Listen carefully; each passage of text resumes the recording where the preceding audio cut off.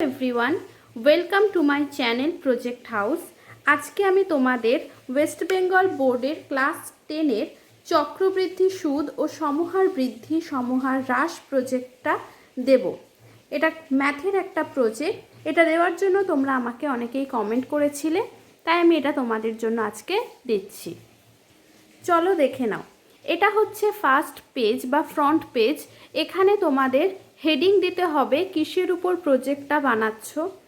তারপরে দেখো নিচে লেখা আছে স্কুল নেম লিখবে, নেম তোমার নাম লিখবে, ক্লাস লিখবে, সেকশন লিখবে, ABC কোনটাতে তুমি পড়ো, রেজিস্ট্রেশন নাম্বার লিখবে, আর সাবজেক্ট লিখবে ম্যাথমেটিক্স।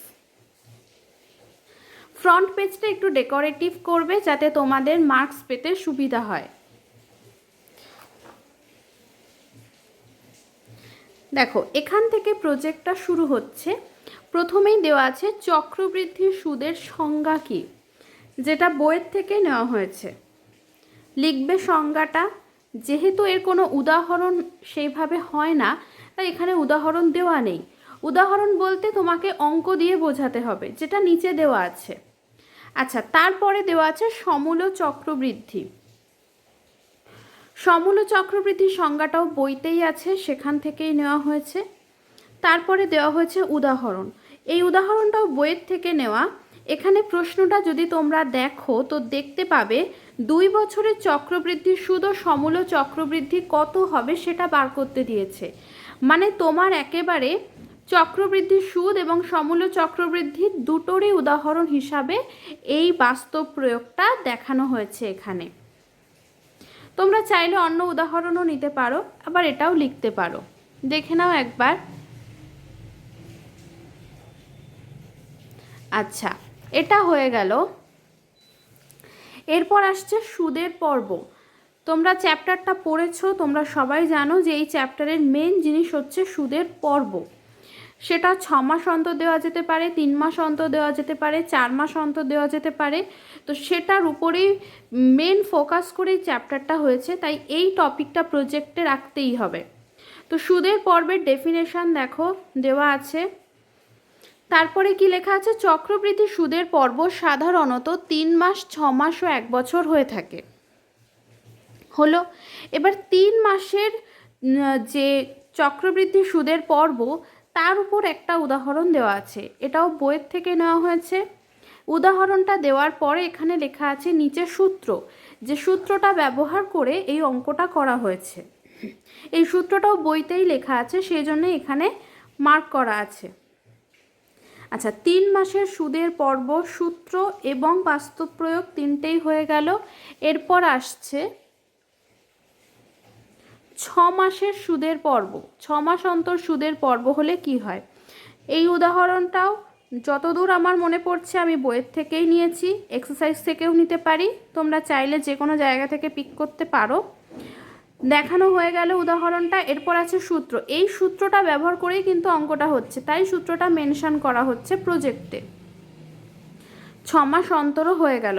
আচ্ছা, 1 বছর অন্তর যেটা তোমাদের লেখানো হয়েছিল আগের পেজে, এইখানে যে সুদের পর্ব 3 মাস, 6 মাস, 1 বছর হয়ে থাকে। 1 বছরটা দেখানো হয়নি, কারণ 1 বছরটা আর চক্রবৃদ্ধি মানে সরল সুদ বার করা দুটো একই জিনিস। সেটা এটাও হতে পারে, এটাও কিন্তু তার মধ্যেই পড়ে যাচ্ছে, তাই 1 বছরটার আলাদা করে দেখানোর দরকার নেই। 3 মাস, 6 মাসটা দেখিয়ে দিলাম।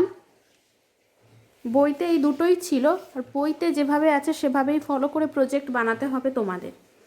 আচ্ছা, এরপর এটা হচ্ছে আর একটা বাস্তব প্রয়োগ। এটা কি, এটা সুদের পর্ব থেকে আসছে না, এটাও পার্ট অফ দ্য সিলেবাস। এখানে হচ্ছে যদি এক এক বছর এক এক রকম সুদ হয়, তো সেটা বার করার সূত্রটা আমি লিখে দিয়েছি, যেটা বইতে ছিল সেটাই লেখা হয়েছে। তারপর তার একটা বাস্তব প্রয়োগ দিয়ে দেখানো হয়েছে। এই উদাহরণটাও বইয়ের থেকেই নেওয়া হয়েছে। তোমরা চাইলে এক্সারসাইজ থেকেও পিক করতে পারো, কারণ যারা যারা এই প্রজেক্টটা বানাবে সবাই যদি একই বাস্তব প্রয়োগ লেখো সেটা ভালো দেখায় না। তো যে যার মতো একটা করে পিক করতে পারো। আচ্ছা, এরপর আমাদের নেক্সট টপিক হচ্ছে সমহার বৃদ্ধি। সমহার বৃদ্ধি দেখো কাকে বলে সেটা প্রথমে দেওয়া হয়েছে, সমহার বৃদ্ধির ডেফিনেশন। তারপরে দেওয়া হয়েছে সূত্র, যেটা বইয়ের থেকেই পিক করা। দুটোই। সমহার বৃদ্ধি কি আমি বুঝিয়ে দিলাম, কিভাবে বার করতে হবে আমি সেটাও বুঝিয়ে দিলাম। এরপর তার একটা বাস্তব প্রয়োগ দিয়ে আমি দেখাবো। বাস্তব প্রয়োগটা দেখে নাও। এই যে জনসংখ্যা বৃদ্ধির হার, তার মানে এটা সমহার বৃদ্ধির বাস্তব প্রয়োগ দিয়ে দিয়েছি বাস্তব প্রয়োগটা। এরপর আসছে সমহার হ্রাস। সমহার হ্রাস কি সেই সংজ্ঞাটাও তোমাদেরকে দিতে হবে। আচ্ছা, উদাহরণও দিতে হবে, যেটা আমি সমহার বৃদ্ধিতেও দিয়েছিলাম। উদাহরণে যে জনসংখ্যা বৃদ্ধি, শিক্ষার্থীর সংখ্যা বৃদ্ধি এগুলোই নেওয়া হয়েছে। এখানে উদাহরণটাও সংজ্ঞার ভিতরেই দিয়ে দেওয়া হয়েছে, তাই আলাদা করে লেখা নেই, আদারওয়াইজ কিন্তু আলাদা করে লিখতে হতো। এখানে সমহার হ্রাসেও তাই, উদাহরণটা ডেফিনেশনের মধ্যেই দেওয়া আছে, তাই আলাদা করে লেখা হচ্ছে না। এরপর আসছে সূত্র। সূত্রটা আমি লিখে দিলাম, যেহেতু সমহার হ্রাস তাই মাইনাস। তারপর আছে বাস্তব প্রয়োগ সমহার হ্রাসের। বাস্তব প্রয়োগটা এখানে দেখানো হয়েছে, এখানে দেখো, তোমরা দেখলে বুঝতে পারবে। হ্রাস পেয়েছে, তো হ্রাস পেয়েছে মানেই বুঝতে পারছো সমহার হ্রাসের কথা বলা হচ্ছে। তো এখানেই কিন্তু প্রজেক্টটা কমপ্লিট হচ্ছে, কিন্তু এখানে লাস্টে তোমাদের আরও একটা পেজ ইনক্লুড করতে হবে, সেটা হচ্ছে কৃতজ্ঞতার স্বীকার, যেটা আমার এখানে দেওয়া নেই, কিন্তু আমার ভিডিও আপলোড করা আছে কৃতজ্ঞতার স্বীকারের উপরে। আমি সেটার লিঙ্ক ডেসক্রিপশানে দিয়ে দেবো, তোমরা সেখান থেকে দেখে নেবে। কৃতজ্ঞতার স্বীকার অ্যাড করবে, তাহলেই কিন্তু এই প্রজেক্টটা কমপ্লিট হবে, তবেই জমা করলে তোমরা 10 on 10 পাবে, আদারওয়াইজ কিন্তু মার্কস কাটা যাবে, ওটা ম্যান্ডেটরি। তো এটা হচ্ছে তোমাদের আজকের প্রজেক্ট। এই ভিডিওটা আমি এখানেই শেষ করছি, দেখা হচ্ছে পরের ভিডিওতে। Thank you.